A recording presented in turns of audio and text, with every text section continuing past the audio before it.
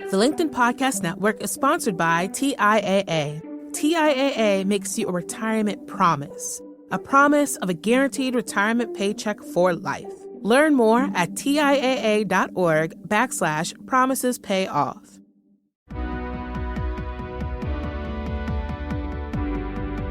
I'm Morra Aarons-Mele, and this is The Anxious Achiever. We look at stories from business leaders who've dealt with anxiety, depression, or other mental health challenges, how they fell down, how they pick themselves up, and how they hope workplaces can change in the future.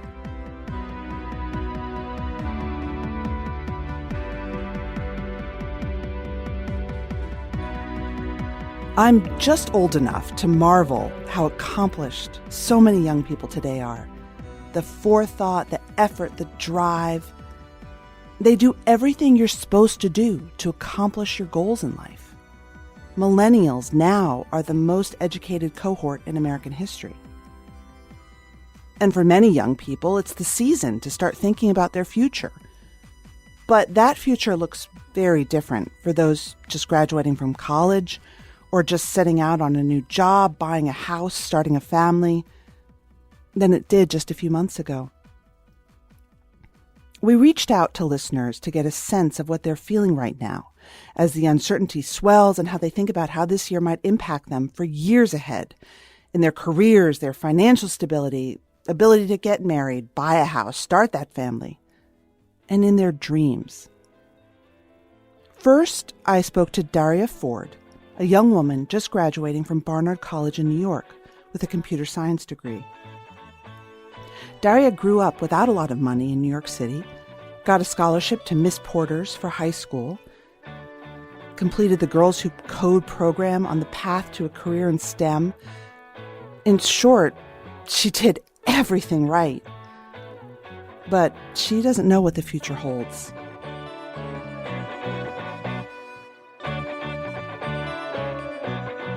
I always knew that I wanted to go to college because I saw education as a gateway to just better myself and achieve whatever the American dream is or what I thought it was when I was younger. So I went away to boarding school when I was in high school, and I was able to get that opportunity through a program called the Oliver Scholars Program, which helps minorities get into private school. I made sure that I did the best that I could and also just tried to be the best, especially as a Black woman. I couldn't really afford to be what I thought was average academically. And I think when I got to Barnard, it shifted away from being not mediocre academically and more so making sure that I wasn't mediocre professionally. And I knew that STEM equaled money. In terms of my mental health, it was definitely a roller coaster. Trying to keep up with my classes while flying out to California for tech interviews. So this past summer, I interned at Groupon as a product manager intern. And when I got back on campus, I found out that I had received a return offer to come back after graduation. There definitely was a moment during this time where I saw that a lot of the people at my company were being furloughed or laid off. And then I went on a Slack channel that was created for new grads who were entering at Groupon. And I saw that our recruiter wrote to us saying that they couldn't guarantee our employment. However, they are very hopeful and they'll keep us posted within the next 30 to 60 days. And I was like, oh my gosh, 30 to 60 days, that's 1 to 2 months. From there, I really kicked back into recruitment mode, and that was definitely just a traumatic experience in itself, just the possibility of not having financial security and stability after graduation. I'm no longer in the limbo. As of 2 weeks ago, they sent out another message saying that our offers are secured and they're just pushing our start dates to October. And my offer should be secure. However, in the back of my mind, I just know how we're really not in control of anything. We might get to September and there's a second wave of COVID, and there are more people who are being furloughed and laid off. The anxiety also comes from me really wanting to hit the ground running and feeling like I've hit the ground running in every environment that I have been in, whether it's going to a boarding school or going to a top college or having great internship experiences, and not having the opportunity to do that right after graduation like I was expecting to have the opportunity to do. Now, those graduating in 2020 are no doubt facing monumental hurdles as they enter adulthood. But another cohort, Millennials, are now facing the second major economic hit in their adult lives. Many in this group, like the next voice you'll hear, were graduating or just starting out in their careers when the Great Recession hit. Now, many had recovered, had a new life plan, got married, bought homes, were moving up into management, and they were dreaming big, but are now feeling the anxiety of another huge economic shock. Cody Hoyt graduated from high school in 2003 and spent 5 years as a Marine before working in the oil and gas industry, then going back, finishing his undergrad degree, and getting an MBA. Now Cody works at a large public company, but he's also uncertain about how the ground will shift. He sits with his anxiety about the future and whether the big goals he set for himself will ever be in his grasp, given the economy. For the longest time, I had this idea that I wanted to be this very successful person. And to me, it seemed like successful people were in business. I grew up in a small town in Pennsylvania as a middle child. And so while by a lot of accounts, we had a great childhood, one of the really serious things that we dealt with is our mother passed away when I was 14. And once she passed away, my father was the caretaker of our family. And he sort of created a culture in our home that I would consider obnoxiously masculine. And so when it came time to think about post-high school, I'd been kind of exposed to the military in a lot of ways. It was something that I was really interested in doing, but it was also this culture that I was raised in after my mother passed away sort of pushed me in that direction. After that, I chose to leave the military and go into the oil and gas business. And at the time, the price of a barrel of oil is through the roof. It was $140 that summer, which was, if not the historic highs, it was in that ballpark. Shortly after I joined, that $140 a barrel price of oil quickly dropped down to, I think, in the $50 range early that next year. So all the riches I thought I was going to be making in the oil industry quickly evaporated within the first few months I was in the business. And for me, it was this idea that, oh, Jesus, this is the first major failure I've had in my life. I left the oil business to go back to school to finish my undergrad degree. And so I just hoped against hope that after I finished my undergrad and then my MBA, if I was fortunate enough to have, that all work out the way that I wanted to, that the economy would be in a drastically different place and I'd have a chance to sort of hit the reset button a little bit on my career. And when I look at it now, why I think that it was the right decision is what it's given me an opportunity to get myself to a position where I have a steady income, have a really, really decent job. Now I have the opportunity to look and say, okay, what else is out there? What else do I want to do? And I have this really solid footing when people see an MBA, they see something that's successful, somebody that's successful. And so some of those doors that maybe close otherwise because they have those three letters there, people tend to recognize that and are open to maybe discussions that they wouldn't have been otherwise. I was fortunate enough to have an opportunity to sit down with a professional coach through my employer. And he asked me, so tell me what you want to be. And I said, I want to be a CEO of a publicly traded company. And he said, great, tell me why. And I said, to prove that I have fulfilled my potential. And then he said a question I will never forget as long as I live. He said, prove to whom? And until that moment, I had never even thought about what is this idea of success? Why am I chasing so hard and had this idea of success, right? And that has totally shifted the landscape of how I view what I think I want my life to be and what I want to do with my career. Right now, everything's stable, secure. I feel like the work I'm doing is important and meaningful with my employer, but that could change in a heartbeat, and they could decide that we need to cut our staff by half because things aren't looking good. But then there's the anxiety around, as I'm sort of figuring out and thinking through what it is that my future career looks like, it seems like there are fewer options on the table. And then I think the third sort of way I'm feeling some anxiety is, just on the home front. My wife and I were relatively newly married. We're buying a house. We're talking about having children in the near future, and how does everything that's happening in the world affect that, from the pandemic that's still in full effect in the world to the economic situation that we're facing. Now, I'm a Gen Xer.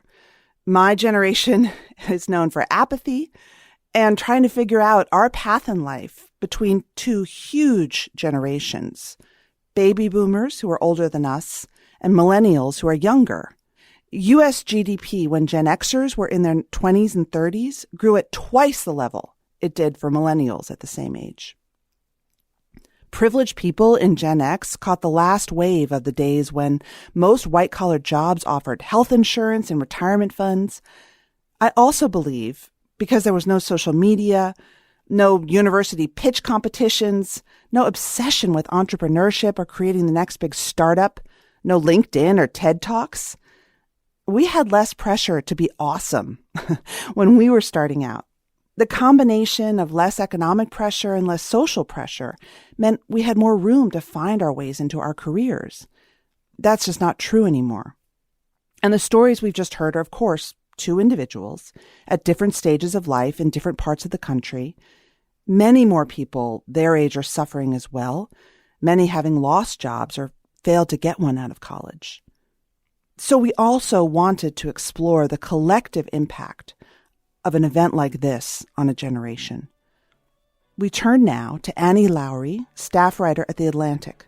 She recently wrote the piece, Millennials Are the New Lost Generation, and I spoke with her about the economic, psychological, and social impacts a major economic crisis can have.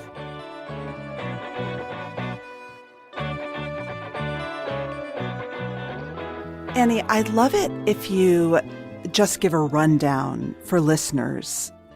What kind of long-term impacts the last recession, the Great Recession of 2008 onward, had on different generations, but especially millennials?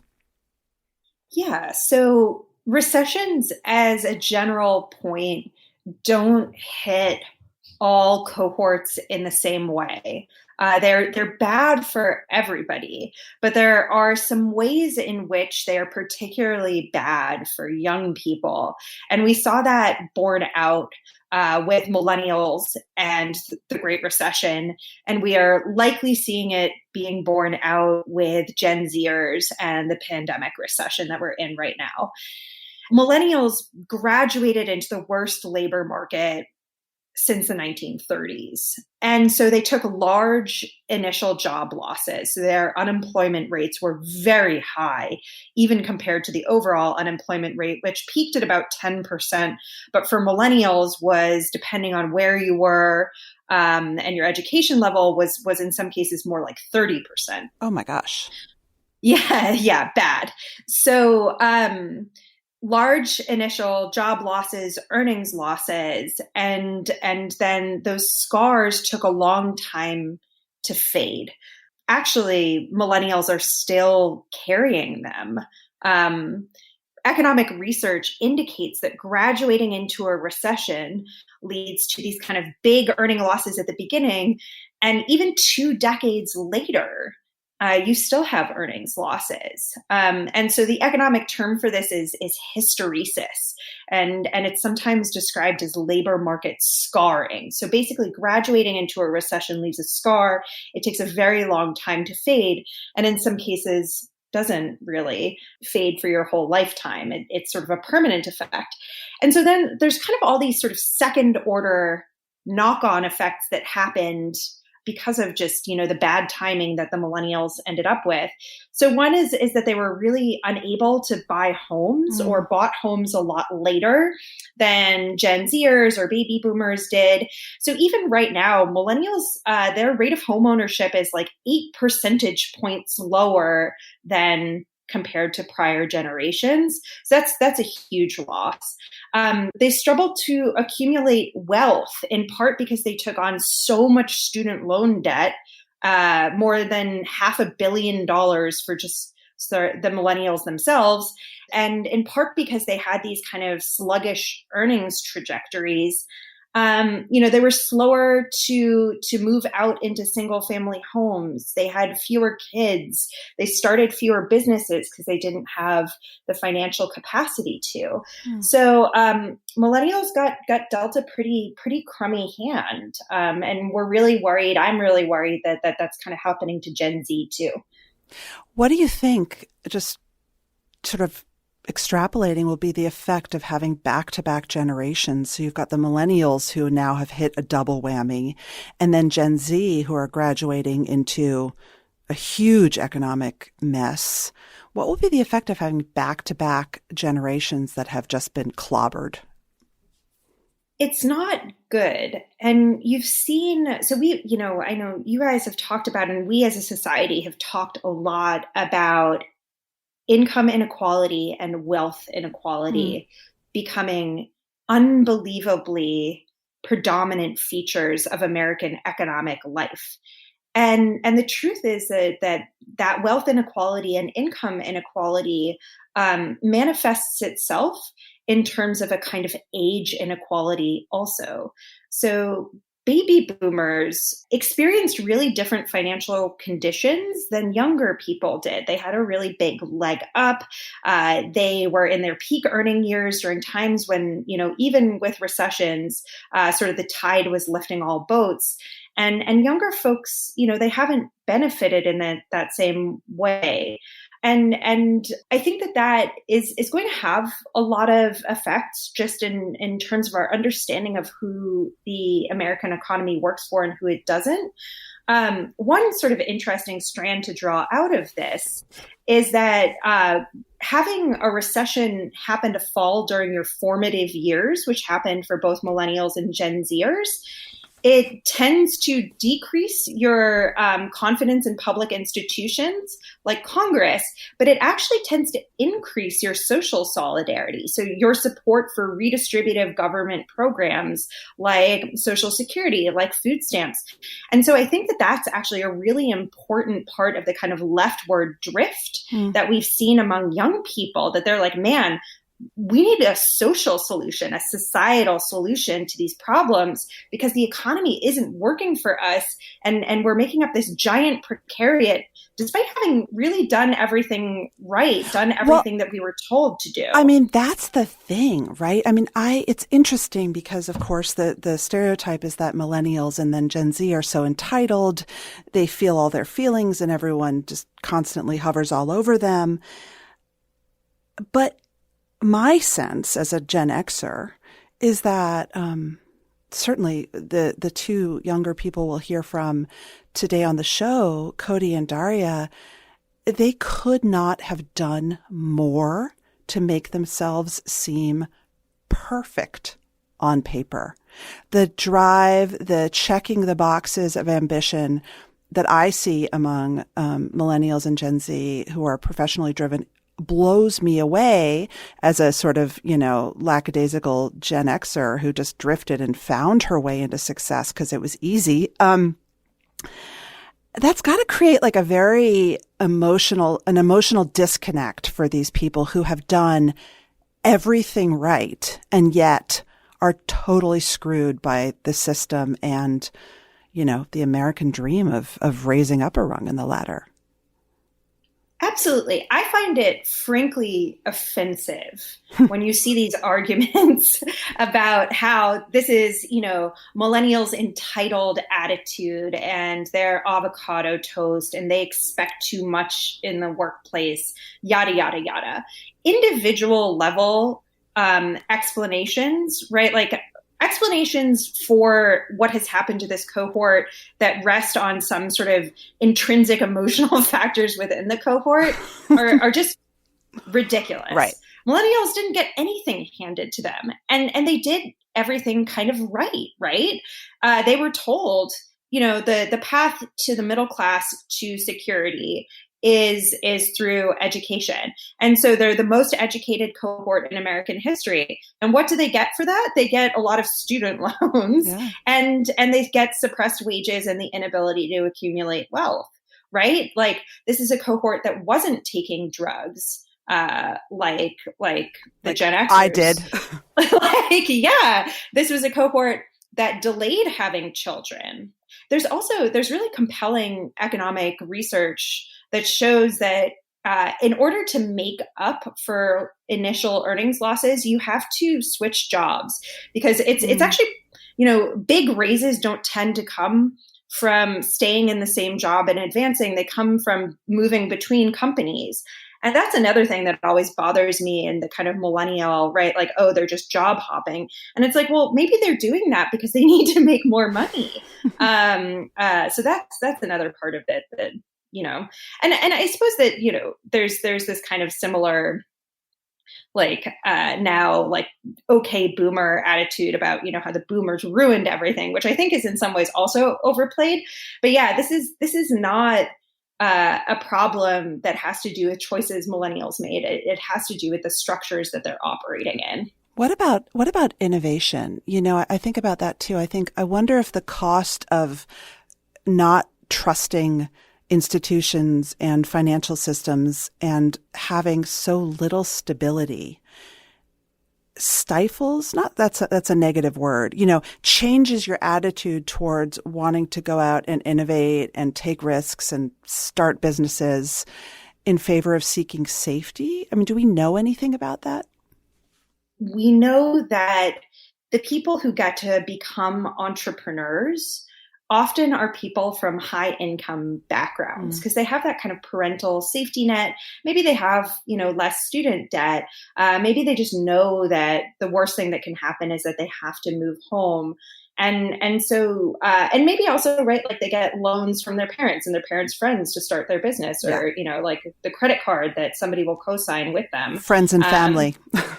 Exactly. And so, that means to me that actually having more family security, a bigger middle class, higher net worths for middle income families would actually really help with entrepreneurship. We could say societally that we want everybody to have that kind of to fall back on. And there are policies that can get us there. The LinkedIn Podcast Network is sponsored by TIAA. In the last 100 years, we've seen financial markets swing, new currencies come and go, decades of savings lost in days, all showing that a retirement plan without a guarantee, quite simply, isn't enough. So more than a retirement plan, TIAA makes you a retirement promise. A promise of a guaranteed retirement paycheck for life. A promise that pays off. Learn more at TIAA.org/promisespayoff. Are there other social or psychological effects you're thinking about that we may see coming out of the Great Recession and of course now the unknown size recession/depression of the pandemic? There are really interesting studies of kids who grew up in the Great Depression. And, again, just recessions are bad. They're bad for health. They're bad for income. They're just bad for everybody. And that's why it's such an urgent public policy concern to make sure that they're as short and as mild as possible. But insofar as there are kind of interesting silver linings that come out of them, I think that social solidarity is one of them. There's interesting studies of kids who grew up in the Depression that show that in some cases it inculcated a lot of grit. I've always been interested in that, to what extent some people come out with sort of this additional resilience. But it's hard, right? We know that recessions even have intergenerational effects. So the children of kids who experienced a recession in their formative years have lower earnings than people who missed that recession just slightly, which is, I always find that kind of crazy. Wow. And it just makes it so urgent to try to fix these things and to try to make sure that the safety net is working for people. I want to ask you specifically about the emotional and psychological impact of debt, because I think that is something that is, I know personally, it induces a kind of anxiety that lack of forward opportunity just doesn't, because debt literally hangs over you. It follows you. You can't escape it. It can feel insurmountable. What role is the burden of debt going to play, both psychologically and financially, on people sort of under 40 today? We're running this grand experiment on the psychology of debt and young people. So again, the message was go to school, and it's going to lead to these income and wealth accumulation benefits. It's all going to work out for you. And so young people, starting in the 80s and 90s, right? Like they just started taking on more debt to go to school. Their families took on more debt. And the financial part of it, in a lot of cases, didn't actually work out that well. It is true that there's a huge earnings premium associated with going to college, but it's now gotten so expensive. And in some cases, earnings trajectories have been crummy enough that the benefit isn't that big. And if you look for young Black folks, there used to be a huge wealth benefit in terms of going to college, and now there's almost none, right? It's so expensive to go, and accumulating wealth as a younger person has become so challenging and so difficult. You spend $25,000, $30,000 going to school, and the math doesn't always work out very well. And in terms of the psychology, I think that we in some ways sort of underrated the emotional effects of having this additional bill to pay for like decades on end, and how fraught that makes your financial decision making. So like even if a personal finance expert could look and say, hey, the math worked out for you, this is better, that psychology of, man, I need to pay my rent and it's really costly, and I got to pay my kids' childcare and it's really costly, and also I'm still paying $400 or $600 a month on my student loans. You look at surveys and it's just so burdensome for people. And I feel like that's actually a really underrated part of this. The fact that from the outset of your adult life, you're just kind of saddled with this, you feel like you're just constantly spooning water out of the boat. Well, I think that's right. And humans being humans, we always, I think, intrinsically think the future will be better. And so, we have a sense, thank God, that opportunity might just be around the corner, so that, like you said, even if you're paying a ton of money for childcare now, you can see it as an investment in future growth. But debt closes off the part of your brain in a way that allows you to feel creative and free and innovative and look ahead to what's big. It is literally, I think, it almost creates a trauma, because when you think about an adventure, in your career, you're triggered by that feeling of, oh my gosh, but I owe, and I have to make that every month. Absolutely. And it really weighs on you psychologically. I would be really interested to know how it reduces people's risk taking, right? Like, maybe I'm not going to go start that podcast or begin a business or, quit my job and do this thing that I've always wanted to do educationally or in business or whatever it might be, because that bill is just endlessly due. I wanted to ask a question going back to the value of college. If you see a sort of inflation in the need to have credentials in order to make it up. I'm thinking of a study that was done last year by Forte Foundation, which looked at the value of an MBA, right? So, I was always raised that if you had an MBA, you were golden, right? It was an investment. It was expensive, but like, wow. But what they found is that the future earnings potential of MBAs has shrunk. It's, of course, surprise, surprise, biggest for white men. It's significant for African Americans of both genders. It's actually sort of net neutral for women, white women especially, because I think of dropping out of the workforce. But it does strike me that gap is narrowing. The value is less. We know that the value of getting a law degree or a medical degree is less because of debt, because earnings but again, I think that, 20 years ago, my mother would always say this: when I grew up, a BA was all you needed. And now you need a doctorate to be a physical therapist, an occupational therapist. What's that inflation going to cost us in terms of credentialing? This kind of credentialism has all sorts of terrible downsides.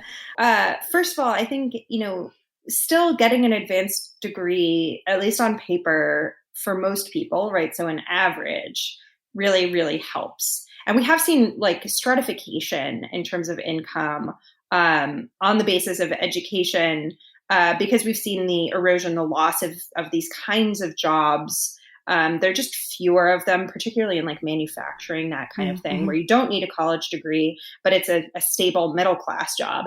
We especially see the kind of bad effects of this sort of credentialism when you have a recession and a really bad labor market. Employers, basically, they have too many people to pick from for, individual jobs when they're hiring. And so they do this kind of inflation where they say, oh, for this job, we've decided now that you need a master's, not just a BA, or you need a BA, not just a GED. And in that way, they're kind of winnowing their pool down. And this is a really harmful, hurtful thing in the economy. And you can see it in lots of ways. And again, this is kind of one reason that it's just so important for the country to sort of get to full employment and stay there, because it takes a long time for income gains to reach folks who are lower down the income ladder.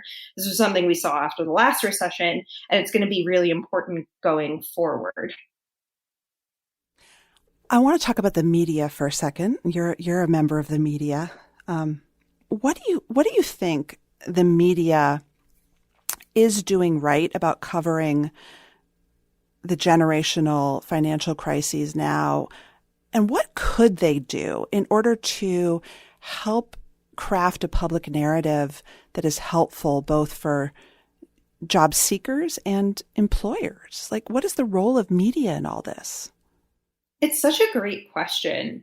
And it's coming, during this time that, for all that we've seen kind of this wonderful explosion and this creation of media where the barrier to entry is really low. So like RIP blogs, but it's been so great to see like podcasting explode as a phenomenon. And net, I think, Twitter has been terrible for humanity, but I do actually think in some ways it's been good for news consumption, maybe.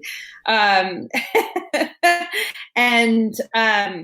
we're in this crisis of just the number of news outlets collapsing and the number of reporters. The Atlantic itself went through really painful layoffs last week. There's this structural crisis.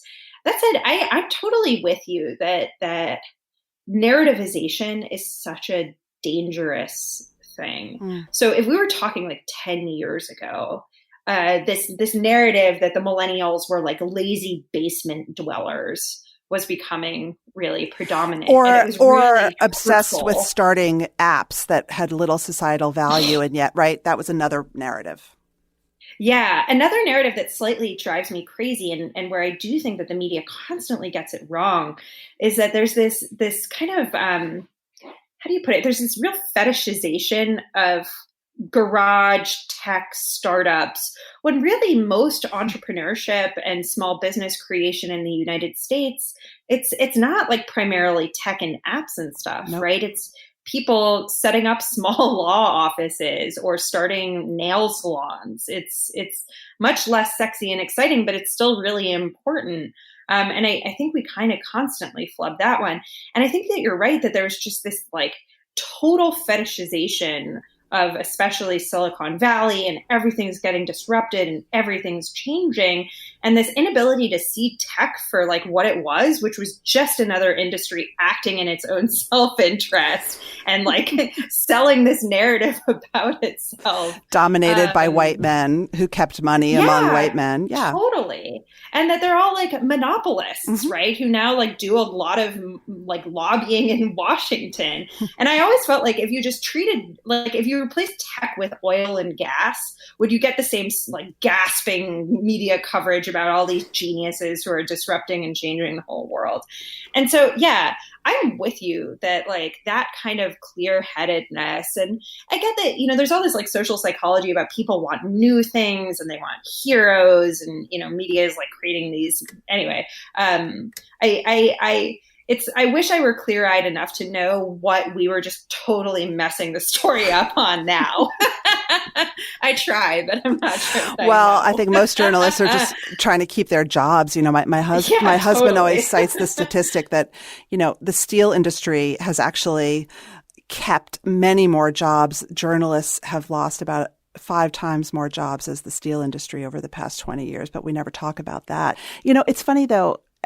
Cody, who is part of this episode, I heard in his voice a real almost grief because he's in corporate America, and I think he is so of the entrepreneurship porn generation that he feels like he's missing a benchmark in a way by not blazing that trail of glory. Yeah, I think that sense of loss is really palpable. And also the way in which it's just become really hard to do, right? Like we are seeing this declining entrepreneurship rate across the whole of the economy. Again, this is a structural thing, and I don't think we even entirely understand it. But it's so amazing to see that reflected in an individual who has this yearning, right, to do it. And who did everything right. Exactly. Served in the military, got an MBA. Like it's just, I think that saying it's structural is the key. It's not individual X's fault. It's not your fault that you're not Mark Zuckerberg, right? Like there are structural forces, right? I hear you saying that. Absolutely. And I imagine that it's, you know, I never went to business school myself, right? But I imagine that pressure to do it yourself is really prevalent in business school, where at least beyond. For, you know, like folks who I know who have gone or who teach at them, right? There's all this emphasis on the new and the transformative. And as you point out, not on the, you know, creating from within or realizing that this has gotten a lot harder and that there's deep financial reasons, both at the household level and in terms of corporate financing, why that's true. Well, Annie Lowrey, I want to thank you so much for your work and for your time today.